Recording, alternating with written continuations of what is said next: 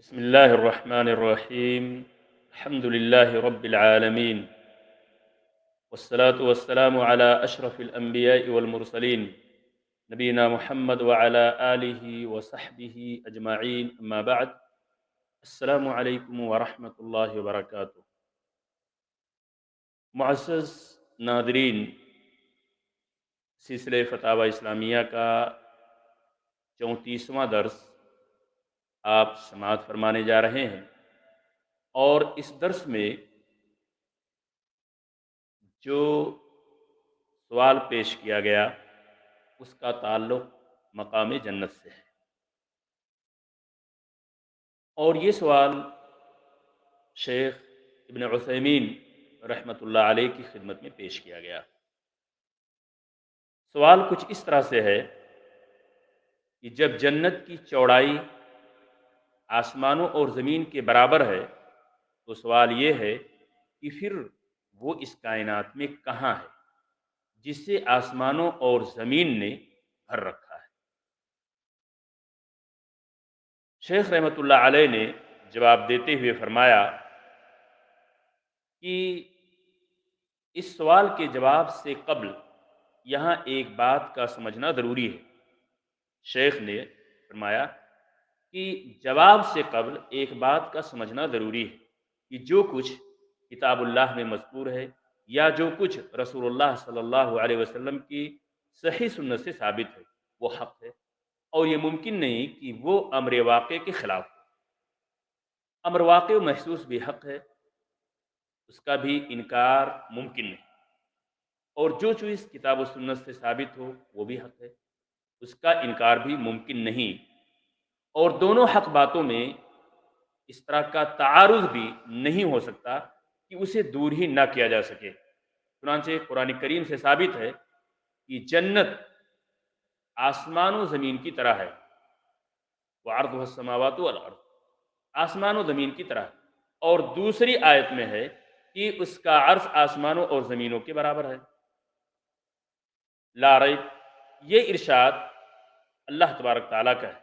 ایک یہودی نے نبی اکرم صلی اللہ علیہ وسلم سے یہ سوال کیا تھا کہ اگر جنت آسمانوں اور زمین کے عرض کے برابر ہے تو پھر جہنم کہاں ہے؟ اس کے جواب میں نبی اکرم صلی اللہ علیہ وسلم نے ارشاد فرمایا، جیسا کہ مسند احمد کی روایت میں ہے،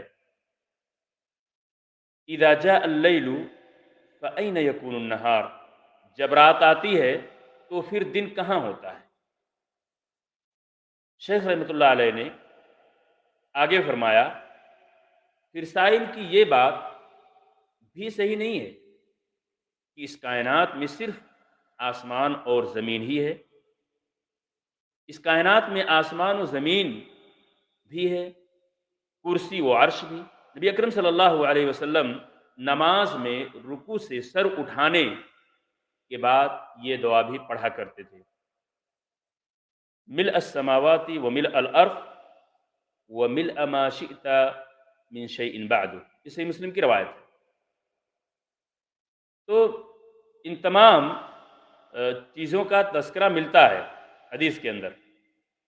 اب سوال یہ ہے کہ یہ نبی صلی اللہ علیہ وسلم جو دعا پڑھا کرتے تھے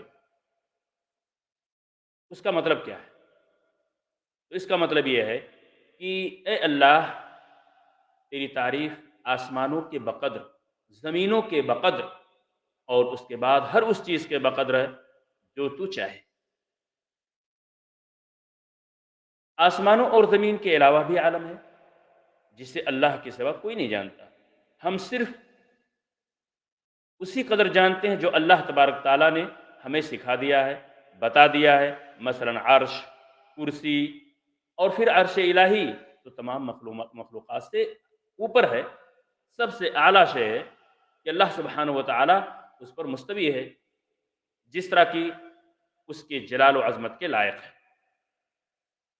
اس سوال کا جواب شیخ نے یہاں تک دیا، جس سے بالکل یہ چیز ہمارے سامنے واضح ہو کر آ گئی کہ آسمان و زمین، یعنی جنت کی چوڑائی سے متعلق جو بات کی گئی تھی کہ آسمان و زمین کیسے اس کو سمے ہوئے ہے، یا اس کے علاوہ اور بھی چیزیں کہاں ہیں، تو اس کا خلاصہ شیخ نے بالکل مختصر انداز میں دیا۔